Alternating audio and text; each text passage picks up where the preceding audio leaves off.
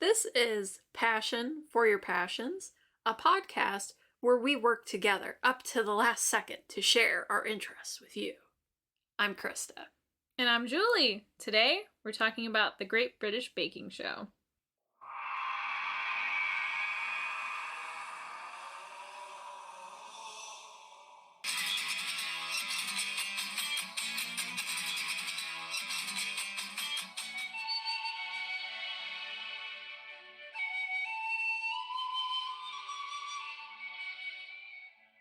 So not to date our recording, but the first episode of the new Dexter series came out. Did you watch it? I did watch it. Did you watch it? Does that surprise you? Did you watch it? I did. Okay. So we're going to have a Dexter talk? Oh, Dexter man. moment. Do we want to talk about that? Are you hopeful? Optimistic? I mean, we talked about this a little bit in the writing episode. And how much it hurt you? That was one of the worst endings I ever experienced, ever, at all. They're trying to make up for it. I don't know if I can be made up. That's my only fear. But my husband wanted to watch it. I really didn't. I was like, I actively don't want to watch this. Because that ending, I don't remember if I said this in the writing episode or not. It made me, feel sick, afterwards. I felt terrible for, 2 days afterwards. I don't know why it had that big of an effect on me, but for some reason, it was, such a slap in the face. It was so, this was the complete wrong ending. There was one guy who told me that he liked that ending, and it was no. It's like when someone said, I thought Thor 2 was a good... Excuse me? No, your opinion no longer matters. Disregard everything you said to this point. Now, I will say, the first episode wasn't the worst. It was a little bit weird. I'm not going to say it was, perfect. I think, the thing that I didn't quite like... I don't like some of the things that they did, but I liked the setting probably more than I thought I would. I think if they had... I don't know. How much of this do I want to spoil? I'm not really sure. It's only episode 1. Yeah, okay. So, fine. Dexter starts killing people really quick. And I think that was the part that I didn't like about it. Because I liked the setting and I kind of liked the things that they were setting up with that. But then he just kind of starts killing again really quickly. And it was I wish he would have waited one more episode before you started killing again. Well, I guess the point of this season is to kind of the reason why we haven't talked about him in 10 years, because he ain't fucking done anything. So now he's gonna do something. And it was expected, I think. And so they just steered into the curve of he's gonna kill people. That's the whole show. So I did like the setting a lot more than I thought I would. I don't know why. It's weird. Because we live in the land of the corn, but also we both come from a rather small town. And I don't really have very strong feelings about living in a small town, but then it's weird.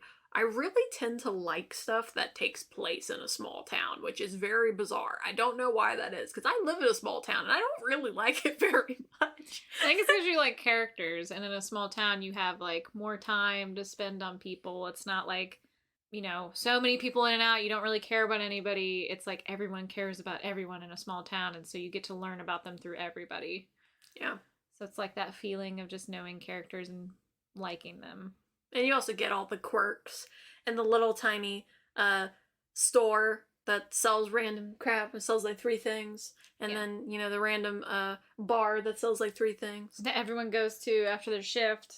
That doesn't really happen, I don't think. No, in it small doesn't. Towns. It kind of some of it does. There are people from our high school that frequent at a bar. None of these people are people we would enjoy the company of, so... the ones who asked you all about your hooker problems. Yeah. Had a lot to say about that.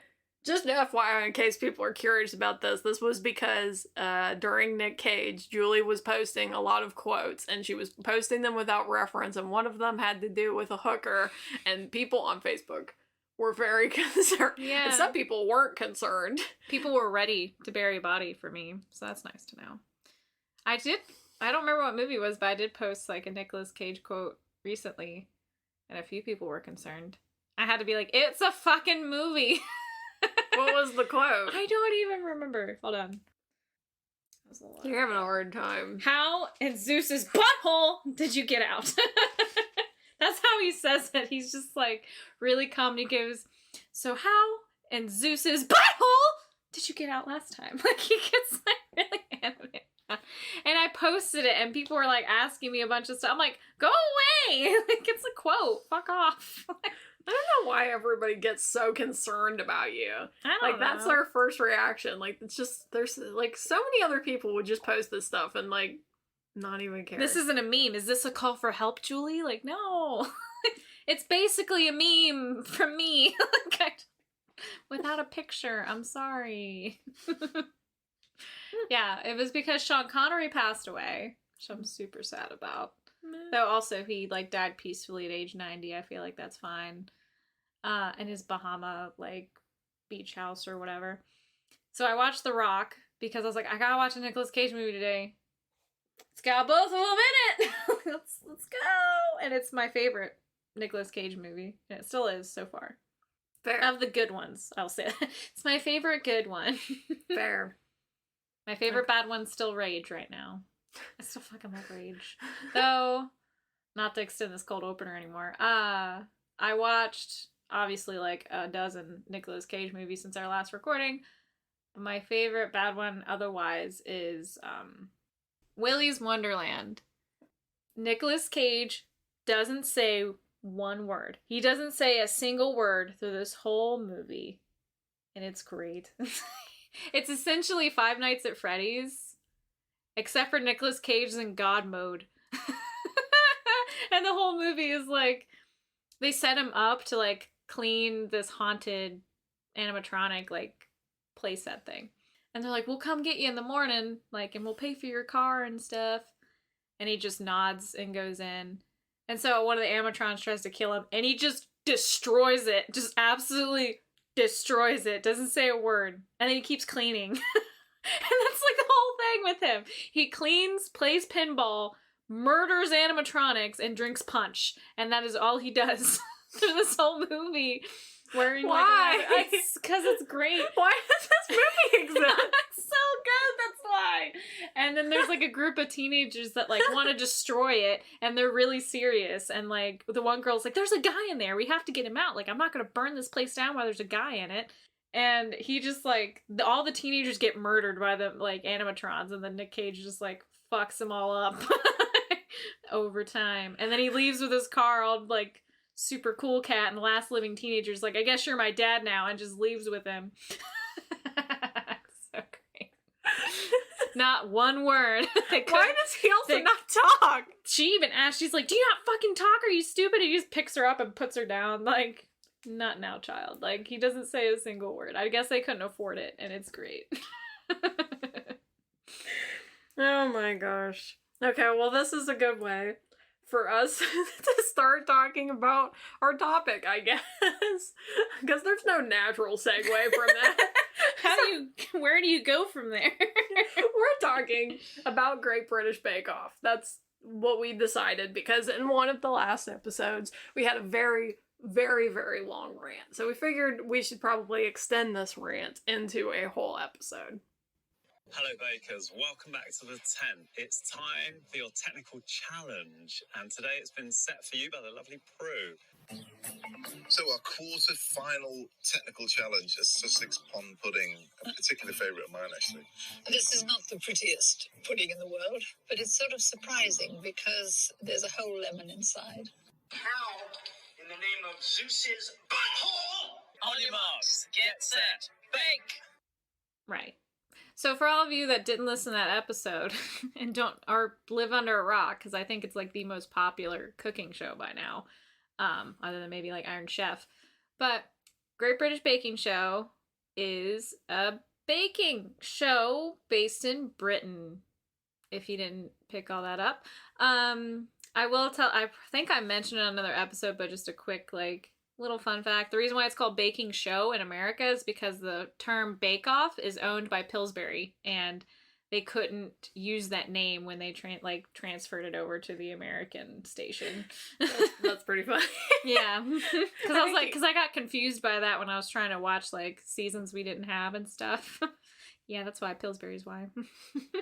But I mean, it's a very good show. And I mean, okay, that's a weird thing to just say about it up front, but it's very wholesome.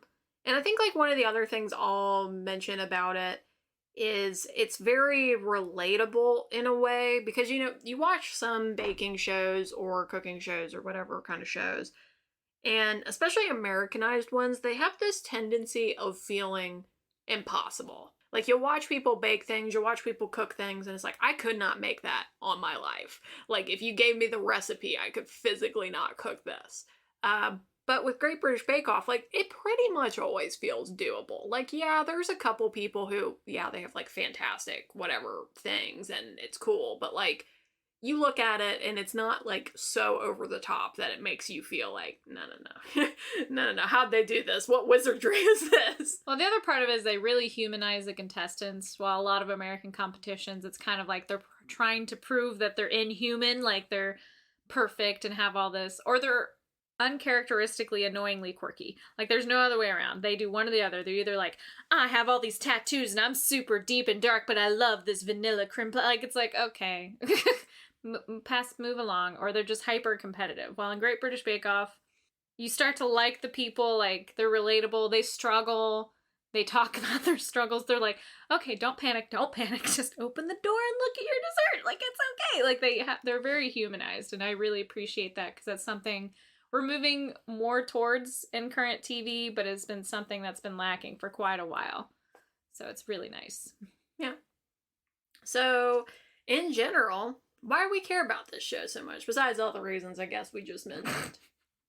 I still love that your segues are, let me remind you that I'm segueing here, and this is how, instead of just segueing. You just make it so complicated. Segue. So I love this show because it's essentially why I bake now. And I kind of talked about it in my baking episode that probably nobody listened to. But feels like a lifetime ago. I know. I think that was like back in March.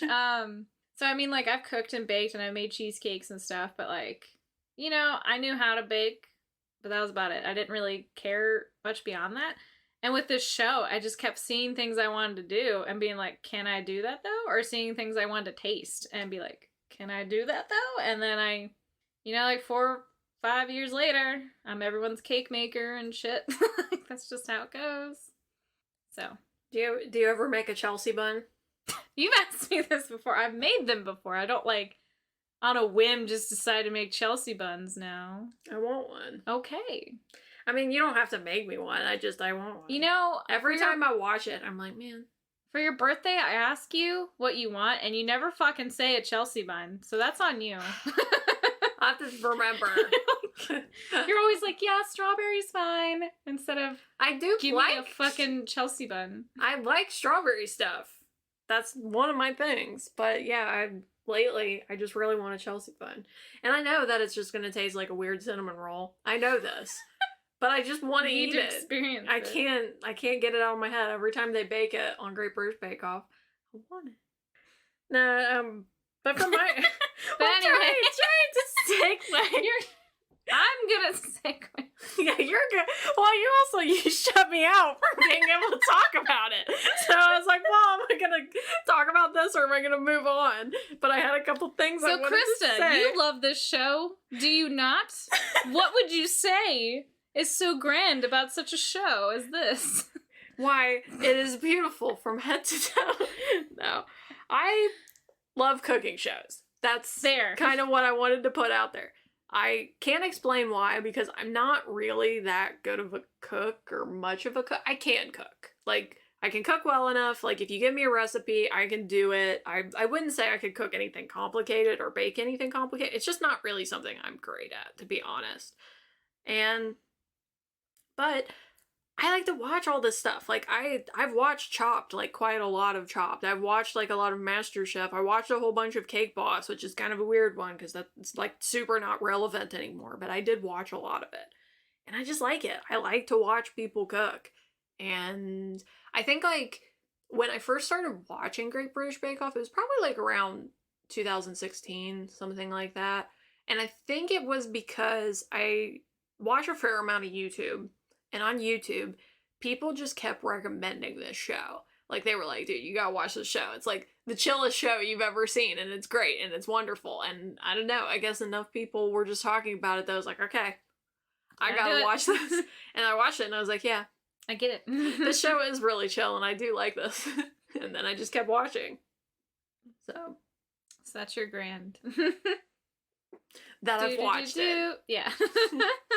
And I like cooking shows, which I don't even know is that controversial of an opinion. I just don't know why I care. Since really you don't particularly like cook or bake. I mean, I do sometimes. It's just not like an all the time thing for me. Like, I cook basically when I want to, and I bake basically when I want to, but it's not like I'm sitting here every single week like, oh yeah, I gotta make this super awesome thing because it'll make me feel good about myself or whatever. Like, it's just like, whatever. If I want to make ramen, I'll make ramen, but like, it's not like I'm not gonna make ramen every week for 3 months until I make the perfect ramen. Like, I'm just not that kind of person. That's not me. I am all those things, so it's kind of funny. I'm like, are you attacking me right now? You're just like, I'm not the kind of person like, I want to make that feel good about myself. I do that. And you're like, I'm not the kind of person that's gonna make ramen every day for 3 weeks so they get the perfect. I literally spent months doing this. Like, why are you attacking me right now? I just want you to feel bad. Why? No, I think it's cool that people do. I don't know why I'm not. I think it's probably because growing up, like, my mom didn't cook very much. So it's, like, not really something I think about doing. I mean, I do cook, like, on a daily basis. It's just, like, I'm not cooking complicated things when I'm cooking. I will cook complicated things, generally when I want to. Well, the thing about cooking shows is it's a common thing for people to like, even when they don't cook. And when you break it down, there are all different kinds of cooking shows, but for whatever reason that you like them. But they're the comedy type ones that I fucking hate. Like, Nailed It. Nailed It can suck my nads. Like, I just hate that show. And then there's the ones that are like high stakes competition that like get your heart racing. It's kind of like a sport where people are like, who's going to get it this time? Like, what's going to happen? Mm-hmm. And then there's the heartfelt ones. They're like, here's my kitchen. I'm Italian. I love Italian food. Let's go over that. It's so neat and clean, like every kitchen in the world. And that just gives you like that feeling of like, yes, the world is good because you're able to do this. Like, I couldn't, but I'm glad you're here. And the idea of that you could be better and you could be one of those people that does these things with them. But then like the competition shows tend to be where I go because my cooking and baking levels are higher than most people. And so then like I want to watch Zumbo's Great Just Desserts because it's like top tier patissier nonsense. It's like not tangible for the average person. And then the reason why Great British Baking Show or Bake Off is so good for everybody and everybody loves it is because, like you said, like, I think I could do that. Like, a lot of the stuff they do, you'd be like, yeah, maybe I could do that.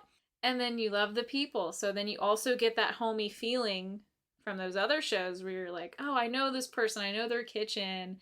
And then you get the competition aspect because you've got the judges, you've got like the people high stakes against each other, and there is occasionally, I can only really think of one season that's like really prevalent. There's like a drama with the competition and stuff like that. So it kind of wraps it all into one. And then there's the occasional like crazy bake that you can't manage, like that lion bread thing. Like, what the fuck even is that? Like, who would do this thing? Like, so I think the reason why this show is so popular is because all these aspects of cooking shows, it gets a little bit of all of them. Like, it can capture any audience that would like anything to do with cooking.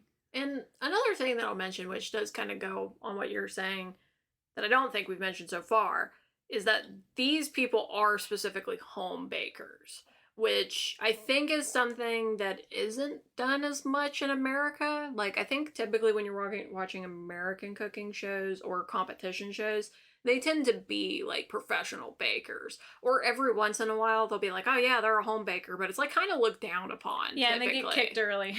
They rarely make it very far. But these ones, like, they are specifically all home bakers every single time, all the time. And that definitely makes it, in a way, feel more relatable. Like I was saying, in that way of like, yeah, I could do that. I could bake that, you know, if I just had the recipe and the time and this and that, because, you know, they feel like they're real people. And one of the things too that I even love about it is the diversity of people. And I know that that maybe sounds kind of strange, but like, there is really a lot of diversity on there. And even in like the way of, you know, like you'll get like people you might expect, like kind of older grandma type characters, or like a gay guy who loves baking or something like that. But then you will also get a lot of characters on there where it'll be like just The architect dads. who Yeah, like bakes because he misses his mom. or like chemists, or like just kind of older funny men. Like I think the men are the ones that always crack me up, because like, you know, especially in America, you always kind of expect people to bake who are women or gay guys, like that kind of stuff. But so it's always kind of funny to me, like to see like straight older guys who are bakers. Like it just, I don't know, there's something about it where I'm like, oh, okay, that's pretty cool. Like it's just not really something you see as much in America. Especially just- when they're younger. Like, when they're older, you're kind of like, well, I guess if they had to learn from their mom or whatever. When they're younger, you're like, that's a card. Like, what are you doing? Like, it's always great. Yeah, the diversity of that cast is really great. But now that we've kind of, like, gone over what's so great about the Great British Bake Off, I guess we'll get into the real meat of the matter, which is what started the rant from before. Like, what don't we like about this show? What would we change if we were in charge? Yeah, so I was thinking about this a little bit. I mean, you know, obviously we talked about this, and, you know, some of these things that we could reiterate. I think if I'm going to talk about this, I think maybe it would almost kind of be better to, like, not talk about it as though it were Great British Bake Off. Like, if it's like, okay, if I was making my own baking show, but we'll use the mold of Great British Bake Off, what would I change about it? And I think there is the whole thing about the technical, where I really kind of don't like the technical. There's aspects that I like about the technical, but I don't like it sometimes when they're like, bake this really bizarre, super weird thing. The thing with the lemon, where you have to steam the whole lemon into the pudding thing. And like, none of them could do it. Like, none of them did it right. That, I don't know. To me, that just kind of almost feels unfair. And I don't really like that. That's kind of something in general, like in competitions, where it's like, I don't really want to watch people do something like they have no chance of doing.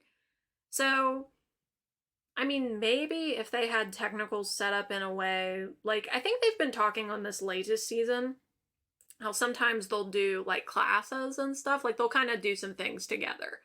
So maybe if they did something like that, where it was like, hey, like, you know, we're gonna have you learn like how to make the perfect custard, and like, you know, like some basic classes or something. Like, I'm sure that a lot of them have done stuff like this. Like, I'm not saying it in a way like, oh, you know, learn the basics because you're stupid, but like, learn the basics because like, hey, like, we're going to teach you like literally how you should make a custard step by step. What is the perfect way to do this? And then, you know, maybe in that next week, it's like you apply that to something. That's definitely the way I would kind of take it, because so you get the first opening, like, hey, here's a vague dessert, put your flavors in it and your spin on it. Like, okay, cool. And you have, you know, a whole week to prepare for that idea. The second one should incorporate an element, like, from that. Like, it's something you would have learned by applying it to this first dessert, whatever it is. So if you're making, like, eclairs, that's a custard, that's a puff pastry.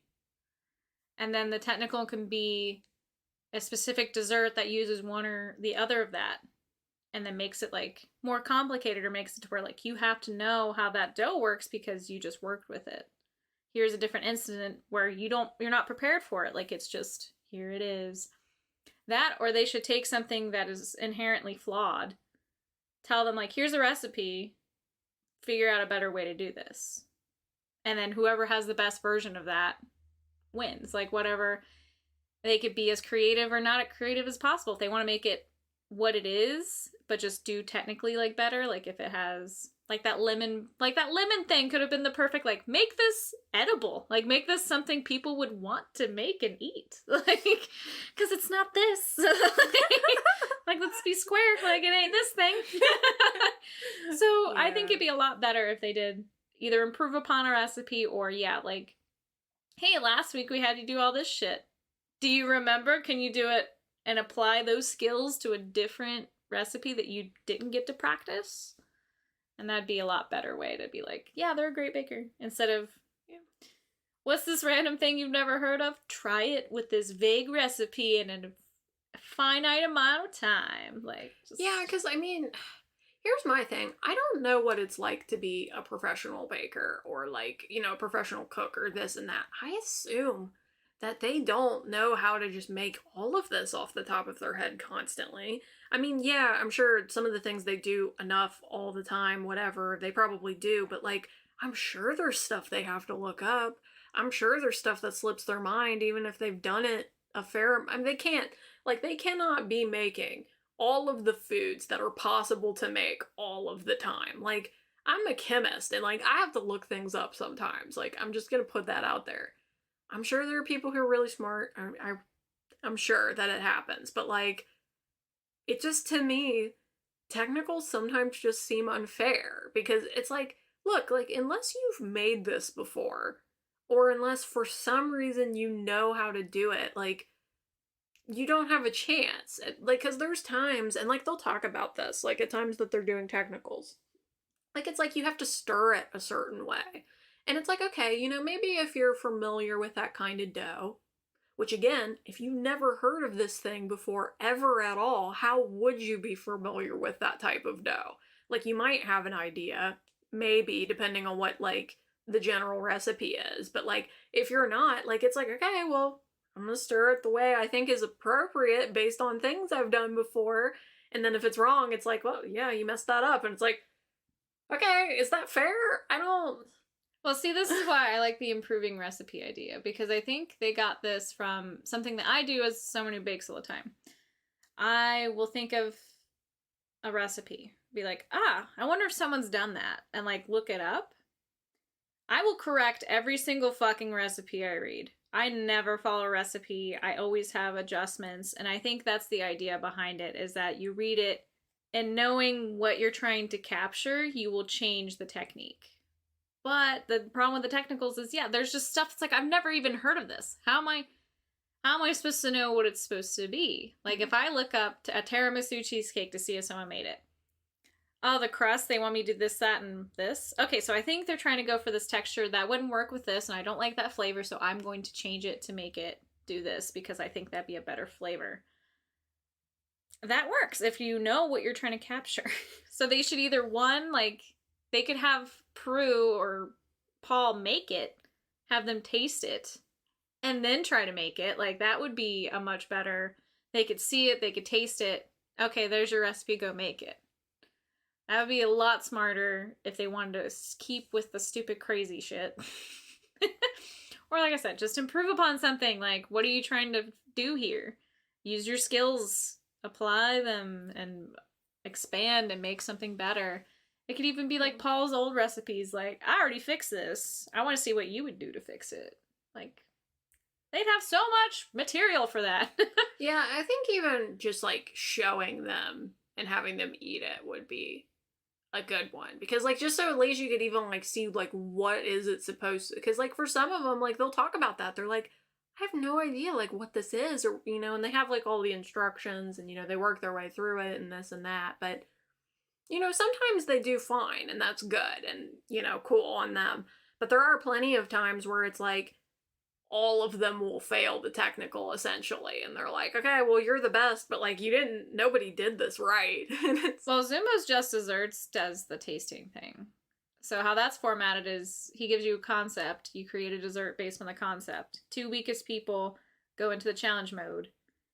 And they reveal Zumbo's creation. So if he was in the competition, this is what he would have made. And then they get to taste it and then have to recreate it. And he gives them a vague recipe and a time limit. So that's kind of like, if they applied that idea to the technical, they make a lot more sense. And like, these people, they're technically home bakers. I say that loosely. They technically don't have like a company or anything. Like, they're not super professional. But I mean, they still get within marginal range, like a 7 out of 10 of this. It's usually just messy. Like, they just don't finite the details. But I mean, it tastes like it's supposed to. Most of the layers are there. So yeah, I think if they either let them see and taste it, or, like I said, just fix a recipe, it would accomplish the same means. Yeah. Or even too, I do kind of think that like almost like a class would be a good idea. Like something along the lines of like, you know, here is like literally how we think you make the perfect custard. And then, you know, in that technical, maybe you have to do something with custard. And it's like, how well did you actually learn how to do that? Mm-hmm. Did it come across well? And then, you know, if you didn't learn how to do it, then yeah, that does kind of say something on you, rather than it being like, no, I've just never made this before. I didn't even know what it was. Like, I don't know what I'm supposed to, I don't know how I was supposed to fold in the eggs. How should I know I had to steam it at 100 degrees forever? Yeah. Yeah. Yeah, because that is always the one that cracks me up, is like when they're making stuff that's like a cookie or like a cake type of thing.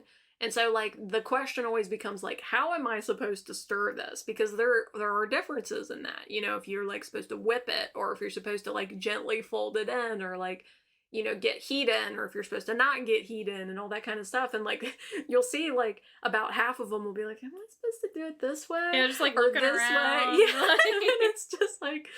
It's like, I don't know. Like, they don't know what it is. So, like, how would you guess? Like, I mean, like I said, there's probably certain ones of them where you could guess, like, based on what it is, or, like, how structurally sound it needs to be, things like that. But a lot of times it's like, how would you guess? You don't know what it is. It's a rainbow bagel. Who knows? Yeah. Yeah. It could be the opposite just because it is a rainbow bagel. I don't know. Don't fucking know. Yeah. And I would say, like, probably one of the other things that I don't like, I don't always like how they pick their people when they come to who they're going to send home, who they're not going to send home. I don't like that sometimes if they have two people, you know, they're both at like 50%, let's say, and the other person is typically like at 100%. Like, they do great. They knock it out of the park every single time. But this time they did 50%. And then they'll send home that person, rather than sending home just the overall weaker baker. That always irritates me too. I kind of like, I get the reasoning behind why they do that, and I think some of it has to do with like the home baking theme. Like, it's not really supposed to be so serious, but also at the same time, it just annoys the heck out of me, because I want to see people bake who are good. Like, I'm not interested in people who are struggling. Yeah. And, like, are just gonna keep struggling, you know? Like, they're clearly not gonna get any better. Like, I don't care. Like, I mean, it's fine maybe a little bit at the beginning, but especially once you get to the end, it's like, no. You shouldn't even be here anymore. Yeah, like, I don't want to watch you bake anymore. You're not gonna make it to the end. I know you're not going to. Yeah. It's kind of like the Survivor thing where they pick the person that everyone hates because they know when they bring them to the end, they're not gonna win. Same idea. There has to be some other elements at play that make them make those decisions, and I think from a media standpoint, that's what they are. Sometimes they just pick the cooler cat. Like, I don't... It doesn't make sense to me half the time. I think it's every other season. There's just always one person I just don't like. Like, I don't think they should be there after a certain point. And they keep kicking people I like to save this person. And this person's always in the bottom too. And it's like, they're not doing anything to redeem themselves. Like I'm going to keep bringing it up, but Zumbo's Just Desserts, like season 1, there's one person who's in the bottom, like, almost every time. But she always, like, gets a higher score on the technical part. And that's the only aspect of this, is like, are you one of the bottom 2? Then you go in this challenge mode. Who got the higher score out of this challenge mode? And that's it. There's no other overhanging, like, decision. And at the very last episode, then they look back and decide, and then you also both have to do the challenge mode. This one competitor was always in the bottom every week. But she ended up winning because, like, she was practiced in that horrible, like, challenge mode. And the person who, like, she was up against only went there once. And so it was, like, one of these just, like, that makes sense, though. Like, she practiced. Like, she was always in that fucking, like, challenge mode. And so I think Zumbo's Just Desserts does everything right. Is I guess what I'm saying. That's the thing. You, like, those of you that love Great British Bake Off but have these same complaints we do, Zumbo's Just Desserts is where it's at, yo. Yeah, it's what we said in the previous episode. You either always need to look back or, like, never do or wait until the last episode. They can't do this wishy-washy, oh, but they've grown. It's like, that's just you, code for you like them. Like, I don't give a shit. Like, that's not the point. As a person who is competitive, that's not the point. Yeah. And just like, I mean, even for me, which I'm not particularly competitive, I would say that I want to watch people who are doing well. Like, that to me is the point. Like, the point is not to watch somebody who's struggling continue to struggle. It's that's also, my life, yo. I don't know. Yeah, that's my life. I'm just always struggling. I don't need Paul Hollywood to, I don't to need come in and tell me. Sterling Silver Eyes and charming, like no. No. Always struggling. You made me lose my train of thought. Now I'm thinking about you're Paul really Hollywood. struggling. He has that effect on people. No, I mean, it might make sense if they applied some kind of, like, a point system. That could be something that they could try to do. But man, it's like, there really are just some times where it's like, you really just should not have picked that person. Like, I don't know why you picked that person. It's just so irritating. Yeah. It's always that one person I just hate. I'm like, why are you still here? Get rid of them. Because I usually don't. I mean, every now and again I'll dislike someone that's good just because I'm like, you're so annoying. But rarely do I dislike good people. It's always the people I'm like, why are you still here? I shouldn't be seeing your stupid face anymore. You should be gone. Yeah, but then every once in a while, some of my least favorites make it to the finals, which is always very annoying to me because I'm like, I gotta vote for somebody else. I hope someone else wins. You better not win. Yeah, because I know that there was this one season where the girl was like a fitness girl. And was she the one that got brought back on one of the later, like, reunion seasons? No. Don't know. It's possible, but I don't remember. But she was, like, on the same season as that one Indian guy who was, like, very sad, but then he ended up winning. Oh, yeah. But man, like, she just really frustrated. There was something about her that just, like, frustrated me the whole time. I think it was, like, the way that she talked was, like, a little bit mean. I was like, man, like, I just really don't feel like you're in Edgy. spirit with the show. Well, then the other thing is, too, is, like, you know, I always say this. You know, when you have a cook, they need to be a little bit fat. That's just a rule. Excuse me. I don't like my cooks super skinny.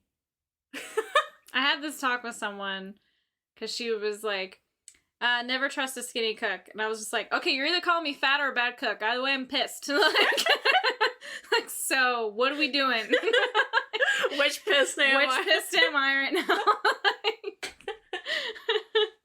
Look, I'm just saying, like, the fitness bakers, I'm like, I hate it when they come in, they're like, I don't really like sugar, so I use all these substitutes. I'm like, get the fuck out of here. Like, it's cool if you do that for your grandma. I don't care otherwise, though. Like, don't come into a fucking competition with that mentality. You will not win. yeah, and I mean, the other thing is, too, is I always get, like, hooked on the, like, baker dads, and they never win.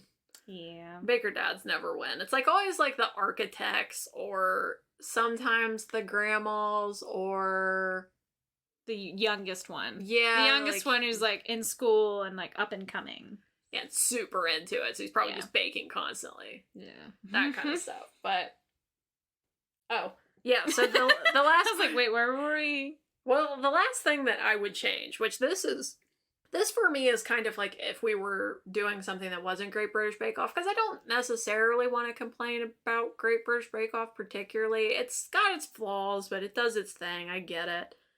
The one part of it that I've always been kind of confused about is, so I get Paul Hollywood and Prue or Mary Berry, whatever. They don't really bother me. But hosts. The two comedic hosts, it is a little weird. I like Noel. I liked the two girls back when they had the original one. That was fun. I don't really remember their names now.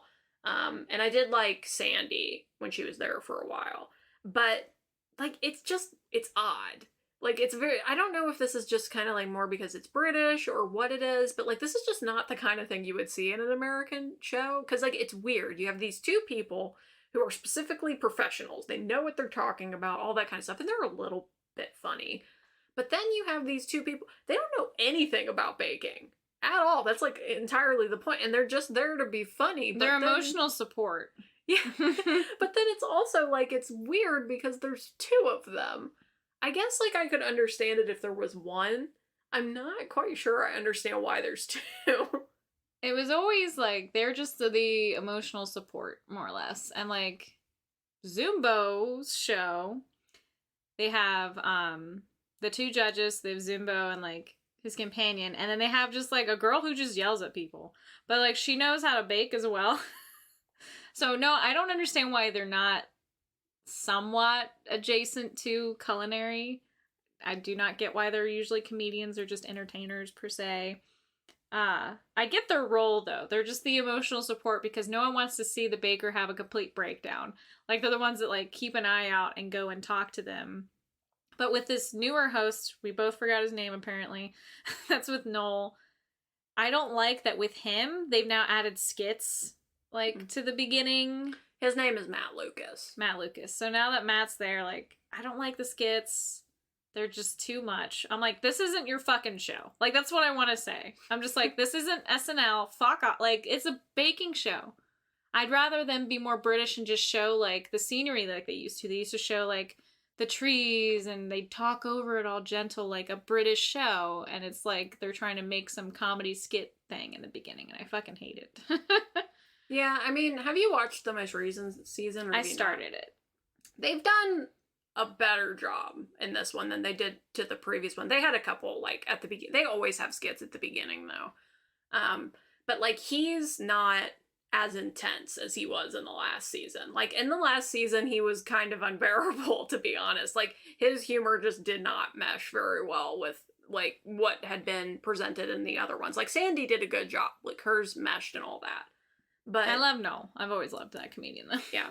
Noel is pretty good. Yeah. But I think, like, they've gotten him to tone down. Because, like, it's a lot more, like, honestly, his jokes are more like the way Noel is. And maybe, like, they don't always hit the same way. Because I do like Noel. And so, like, I like his jokes and things. But, like, I would say it's, like, more in that style when he tells a joke. And so it's, like, it's not as intense. Okay. But just for me personally, like, if I was going to make, like, my own show, like I said, using Great British Bake Off as a mold, I don't know if I would have two comedians. Maybe one would be fine, but, like, I just think having two comedians is just, it's a weird level of complexity to me, where it's like, why, though? Like, I could understand, like you said, with the emotional support thing, I could understand having one, but, like, because I think, like, Paul Hollywood and even, like, Prue are kind of funny. So it's like, they obviously want it to be funny overall, but I'm like, why are there so many comedians and they don't know how to bake? Like, it's just, I think it's weird. They should have, like, another baker and a comedian. I understand why they don't let Prue and Paul, because they're intimidating. Like, it doesn't, even though they aren't, like, they're nice people and people aren't like, they're gonna kill me. Like, they're still your judges. And if you're, like, watching them look at your stuff, you're gonna get anxiety. Like, that's just part of it. So I understand why they have separate people and why they're not specifically the judges. But yeah, too much. Like, there's if you're not doing a skit, why do you have so many? There should be like one comedian, entertainer person, and then the other one should actually know how to bake. Yeah. And then be able to, like, when they're having a meltdown or something, be like, hey, and just like whisper, like, you should do this, so I didn't say anything. Or like, that would help in the technical. Like, when everyone's struggling, they could just be like, man, I know it takes 2 hours to steam a lemon. I don't know why I'm saying this. Like, just like, they could be funny. Yeah. But also just know what the fuck is going on. Yeah. And like, that's another way to fix the technical. Yeah. Just have Or- like a presence that's like, or the emotional support, which is like, I'm gonna help you scoop your hot brownie off the floor. and we'll cry later. It's okay. We'll cry. I feel like, you know what the perfect degrees is for 20 minutes? Would be 415. I don't know why, I just feel that in my heart right now. Like, I just want them to like talk out loud to the comedian about this, to like give pointers to the group. Yeah, it's just, that has been one that's just always been weird to me. But I will say, one thing that I do really like about the show, that I would have in my fake Great British Bake Off show, would be Paul Hollywood just being randomly in the background, like, staring off into the distance. Yeah, that's like, pretty great. They're not talking about, he's not part of the scene. Like, nothing is happening involved. He's just back there. Yeah, he plays it well. He's great. Just sitting and looking very uncomfortable while something in the foreground is going on that does not involve him. Yeah, that's pretty great. I do miss Mary Berry sometimes. I like Prue a lot, but I miss Mary Berry. Yeah, I hope that she's doing well. Yeah, she old. So it's always kind of like, is she okay? Like Yeah, with but- Maggie Smith, you're like, I assume they're okay because I'd hear if they weren't. But they're like really old. But I hope you're okay. I hope you're okay. No, I liked Mary Berry. I mean, I did like a lot about the original format. I understand why it changed, although it is kind of weird that like pretty much just Paul Hollywood stayed. Really, yeah. But I mean, yeah, I do like Prue. Prue's kind of funny. I think I like her more now than I did when she was first there. She's kind of like grown into it, and Yeah. it makes more sense now. Because when she was first there, she kind of didn't really add a lot. Mhm. Like, I think it was probably because she was uncomfortable, so she didn't talk very much. Yeah. It was like the Paul Hollywood show, and the Prue's And just Prue's, kind of like, here. But support. But I will say, in like the recent season, I think they were talking about how she's like 80. I think that's what they said. I'm like, man, you look good for 80. Yeah, she looks more like she's 50. Yeah. Like, So, damn lady. I don't know. Keep Eat some eating that- cakes. Keep eating that lemon pie thing. You know, that weird lemon pudding thing. That was always... I'm never going to get over that. No, apparently not. Steam a whole lemon and then just eat it. What the fuck? Yeah. She said it was good, but I'm like... You old though. I'm like, man, I can't imagine that this tastes like more than dish soap, but okay. It's like when old people give you cherry candy and you're like, this tastes like cough medicine. They're like, this is what candy used to be. It's like, it's not anymore. We've progressed. What do you want me to do? Go back to the depression? I don't want this. Like, no one wants this. I mean, yeah, maybe if I was eating kale for a month, Like, it would be nothing delicious. else.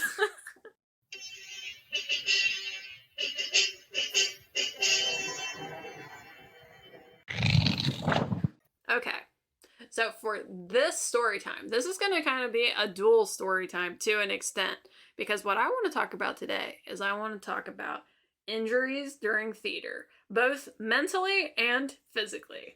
So one of these stories does involve Julie. We were both involved in this, and this is what is typically dubbed for us as the worst day ever. I don't even remember what musical or play this was. Was this for A Christmas Carol? It would have had to have been. No, it was like between. We were doing it for like one of the stage plays. Okay. We were cleaning up for the musical, I think. So this must have been... Oh, geez, I can't remember the name of that play because I didn't like it very much. It was a weird one. Because at the place where we went to school, we mainly did comedies. But every once in a while we would do a serious play. And this was a serious play, but like it wasn't very good, to be honest. It was like a mystery or something, but the mystery was kind of stupid. And I just remember not liking that play.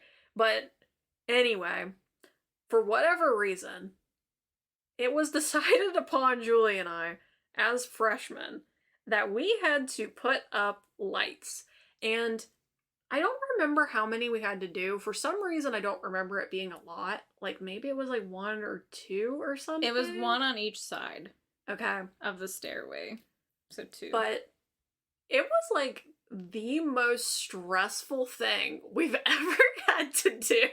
And that is, it sounds like I'm being dramatic, but I would say that these lights were somewhere in the like 50-pound maybe a little bit more than that range. Like, they're big. Like, it probably, like, you know, like the size of your stomach and the full weight of, like, metal and, you know, light equipment and all that kind of stuff.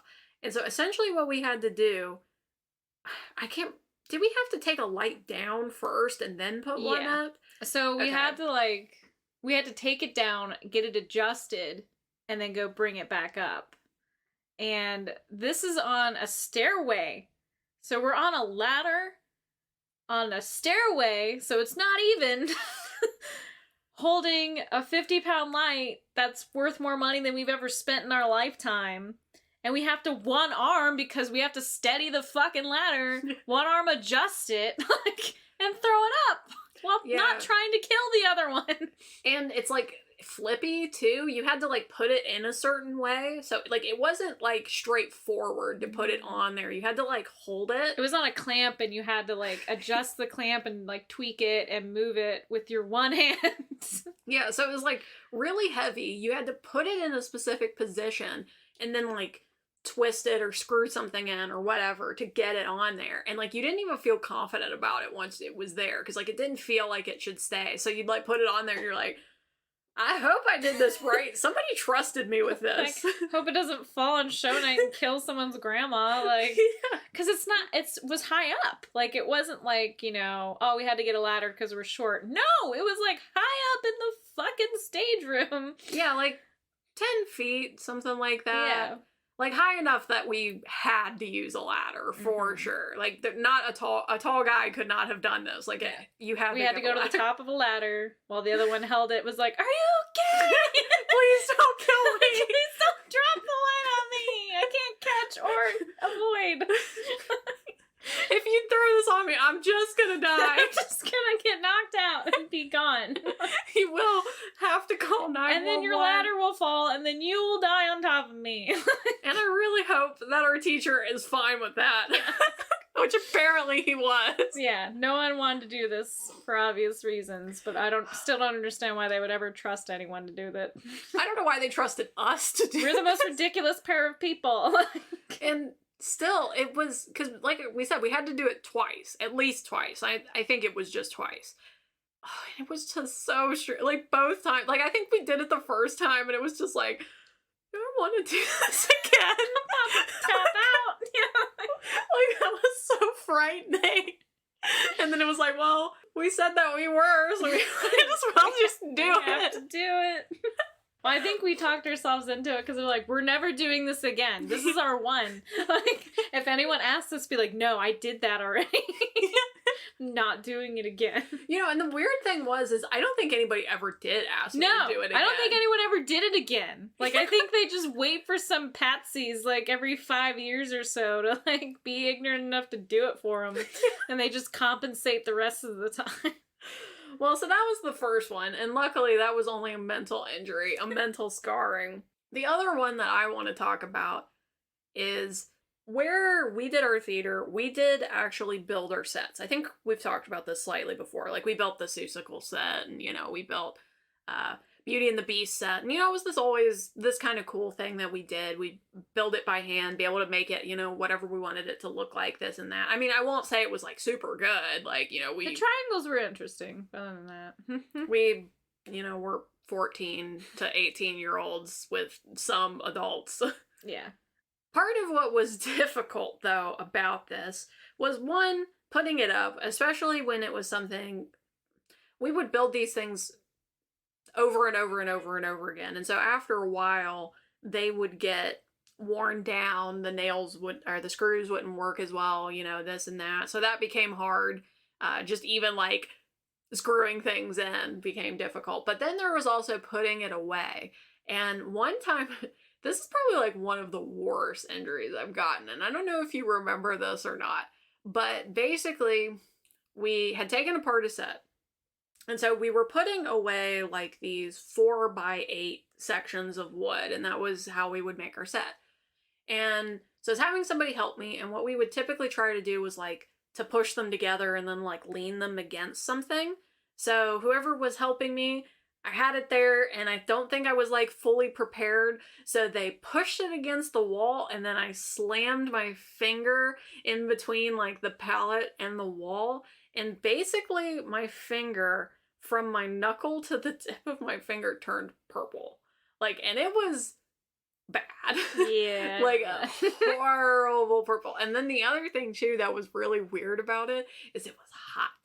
Like, I remember that. Like, it was like, this is not good. Something is wrong. I didn't go to the hospital or anything, so I don't know what that says about me. I'm turning. I think it still moved, which was part of the reason why I was like, okay, I just gave myself a really weird bruise. But that was really painful. Well, if you've learned anything from my stories, we don't go to the hospital. Are you dying? No? Move on. Well, except for the time I cut myself with a pizza knife. Yeah. But I think that was just because they were afraid that I wasn't going to be able to use my hand anymore. But I still can use my hand, so it's fine. And Everything's fine, people. Even after I smashed my finger and turned it purple, I still did theater. Although, to be fair, I think that show was one of the last ones I did. So, I don't know if it's correlative, but it might be. It's a thing that happens. I was like, you know what? This is how I'm gonna end this. You know what? Purple finger out. So, my whole point with this story is theater is dangerous. Theater will hurt you. One way or another. Emotionally or physically. Look, like, if you gotta change a light, just say no. Just don't do it. Or don't have 14-year-olds do it, because it's traumatic. 14-year-old girls whose combined weight was like 200 pounds. Okay, like, this is not. And they were heavy. They were heavy. It's scary. Like, over half our goddamn weight. What are you supposed to do? Yeah. I didn't think about it like that. I'm like, how much did we even weigh back then? Yeah. Like, that's like more than half our weight. We're bouncing on a fucking ladder. I know. That's why I was saying if we dropped these stupid things, we would have killed each other. And I don't know why they let us do that. Oh my gosh, our school. And it's so funny. Like, some of the things, like, our school wouldn't let us do. And then some of the things that they would. It's mind-boggling. Like, I always thought it was so funny because our one musical teacher, like, he wouldn't let us do Grease because he's like, Grease is too horny. And which is fair. It is probably too horny. But then, like, there was all these other shows he wouldn't let us do for, like, similar reasons. And then it's like, but then you let me pick up this light and go put it up, like, 10 feet from the ground, and it weighs about half of me. My friend's down there just barely holding on to this ladder. And I could kill her, and you're fine with that. But you're worried about horniness. I mean, if that's not the American school system, I don't know what is. And to be Death? fair, or possible horniness. and to be fair, Grease is not that horny. No. Like, it's kind of horny. Okay, like, look, I'm feel not like gonna say Babette. it's not. Babette's hornier. Yeah. And I was Babette. You were Babette. There are some moments in Grease for sure. Like, a girl gets knocked up, like, but, like, We all know. Yeah. It's not a secret. There's pregnant girls in our school. We can have her play it. What a way. Yeah, what a way. I got to be the pregnant girl in the play because I was pregnant. Yeah, like, I got the part, Mom. Because I'm going to be a mom. Okay, guys. Well, we kind of fucked up, but here we are ready to end this episode. Because our last little section is the future. We'll get better at segues. In next year. I guess. 2022. Maybe Why would you jinx us like that? Maybe we'll buy a Segway. No. Segways are supposed to be natural. That's why when you focus on them, they get bad. Yeah, just like in real life when you're actually on a Segway. It's supposed to be natural. It's not how I naturally move. Except for the guy who invented the Segway, rode it off a cliff and died. I didn't know that! That's great! Yeah. He was trying to show how responsive the stopping was. Oh, no. And he rode it off a cliff and he died. Can you imagine being the people in that crowd? Like, you're like, I'm never gonna I have to return my Segway. I just watched the inventor of the Segway die. Like, Those, like, 30 to 40 people are probably scarred for life. That's a beautiful story, though. I'll show you its stopping power right now. Fuck. Like, what are his thoughts as he's going down? Probably regretting every single life choice he ever had. I mean, you know you're probably gonna die. So, like, I just want to understand where his thoughts would be. Like, they'd probably be on the Segway. Would he be trying to fix it on his way down? Like, he seems like that confident kind of guy. He's like, okay, I know exactly what went wrong. It was the... out. Last thought. I'm pretty sure it would just be like, oh, fuck! Well, like, I'm trying to think of all my near-death experiences and what, like, my last thoughts are and stuff. They're usually pretty aggressive and problem-solving, so I feel like as an inventor, he'd be the same way. Like, I'm trying to, like, fix the problem even though it's already happened. Like, that's where I'm at mentally, so that's why I'm like, is he in the same boat? Like, would it be like, oh, I know what happened? This is going down. So we're just not going to talk about Great British Bake Off. That's how we're going to end this. Is just talking about the Segway. Like... Okay.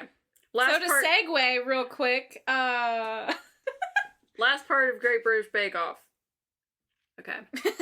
My prediction. I want Giuseppe to win. I just want Giuseppe to win because it's an Adventure Time. There's like a character called Giuseppe, and it's like the weirdest episode. Okay. I'm for Giuseppe now. I don't even remember which one that is. I'm still so early that like everyone's the same, kind of. He's like kind of older. Like I would say he's probably in his 40s, and he's got grayish curly hair, and he's Italian. Oh, I do know Giuseppe. I like Giuseppe. Yeah, he's probably my He's your favorite. dad guy. Yeah, like he's not gonna win, is he? He's doing really well, actually. So, I Yeah. mean, there's him, and there's also, like, the German guy. His name's Jürgen. He's doing pretty... I kind of, right now, I'm feeling both of them. There's also, like, a girl who's doing okay, but I don't know if she's doing, like, well enough at this point that I think that she's gonna win. But you never know. She's kind of, like, mid-pack for me right now. But Giuseppe's... Giuseppe's. That's who I predict who's gonna win. So with our we'll next see. episode, we'll have to say, like, Giuseppe! But we can't give anything away, I guess. So it's kind of hard. Well, we'll see what... By the time this comes out, it might be over. Well, yeah, but we still don't want to ruin it for anybody that's, like, behind. Yeah. So... We'll try to give you signals of, like... So, Giuseppe's, Did a good job. Did it... He was great and all, you know, at the thing. Time to get baked. That's different message. We're too goody two-shoes. We don't really associate those messages properly. Because we don't do anything fun, apparently. We don't do anything. That happens to me all the time. I'll just say something and people look at me, I'm like, oh, right, that's what you hoodlums refer to as this. I'm basically 80 years old. That's not how I think of it. That's what you hoodlums refer to as the weed leaf. Yeah, the Mary Jane, as it were. The weed leaf day. That green Japanese maple thing. Like, it always looks like a Japanese maple to me for a half a second. I'm like, nope, weed. Why you got maple leaf? Oh, right. Weed. I'm in a lot of groups that apparently have a lot of, like, stoners, and so they'll post, like, their bongs all the time, and I'm like, that's such beautiful glasswork. Oh, right. It's a bong. Whoops. I'm impressed, but... I think it's a cup for half a second. I'm like, oh, psych, it's a bong. I'm an old lady. This was Passion for Your Passions with Julie. And Krista, where we talked about the Great British Bake Off.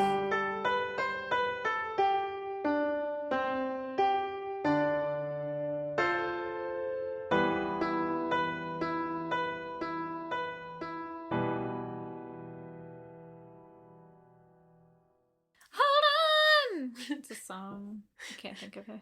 I think it's by Foreigner. Or if it's not trademarked, British Bake Off. Bake Off. Can you say that 5 times fast? So, like, that seems like Great. a hard... Great British British Bake Bake Off. Bake British. No. Can't. It's a tongue twister now. Well, I ended up baking something last night, and they were beautiful. Look at them. What is it? They're Brock's The German, like, stuffed rolls. What's inside of? Beef and cabbage. Because I don't know how long this section's Not gonna last. long. Like, do you have a lot to say? Okay. Whoops. Yeah, essentially, as soon as I went, like, I just wanted to get a good segue because I was teasing you so bad. I'm like, here's a perfect segue. And I went, we shouldn't have done that. We should have done the story time. I was like, but we're already here. The segue was too good. Let's just get going. Fine. It'll be a short end, I guess. Dad? Nothing. No. You asked me a personal question once, and it made me, like, have an existential crisis, so that was cool. We're never doing that again. Okay, thanks, bye. No personal question. No, he asked me a personal question. I literally stopped, was like, excuse me? Like, you've never in your life asked me a personal question. Where did that come from? What did mom do to you? Because this seems like a mom fishing thing. I almost want to ask the personal question, but then I don't.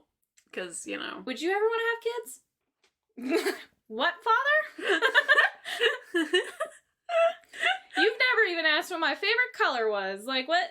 Where did that come from? It's periwinkle blue, by the way. Just in case you wanted to know. Father.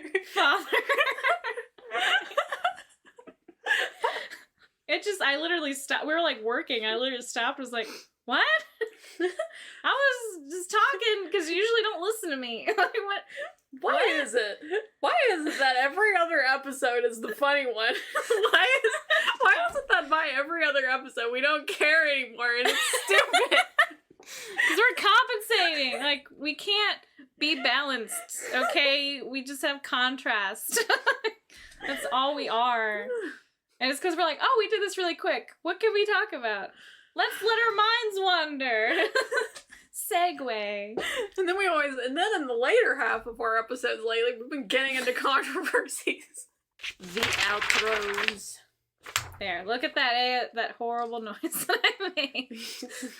Why? Well, I'm editing it. No! Looks like bat waves. We could get a confetti cannon. What? That sound bad. I feel like that would be for us and not the audience. And Krista is taking out a confetti cannon.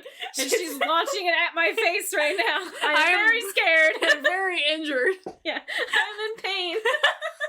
Can I just get like a soundboard and just like do like just do stupid shit on it? Sure. You can get a soundboard. Do. I'll just record all the noises I make on a day-to-day basis and just play them instead of making them.